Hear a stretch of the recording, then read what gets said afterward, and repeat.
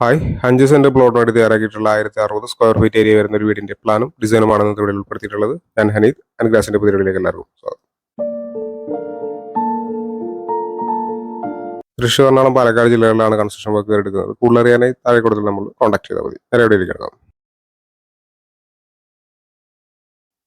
ഈ ഭാഗത്തായിട്ടാണ് sit out വരുന്നത്. 380-135 സെന്റിമീറ്റർ എന്നാണ് സിറ്റ് ഔട്ടിന്റെ അളവ്. സിറ്റ് ഔട്ട് ഈ ഒരു ലിവിംഗ് ഏരിയയിലേക്കാണ് കിടക്കുന്നത്. 360-300 സെന്റിമീറ്റർ എന്നാണ് ലിവിംഗ് ഏരിയയുടെ അളവ്. അടുത്തായി ഡൈനിങ് ഏരിയ ആണ്. 550-375 സെന്റിമീറ്റർ എന്നുള്ളതിലാണ് ഡൈനിങ് സ്പേസ് കൊടുത്തിട്ടുള്ളത്.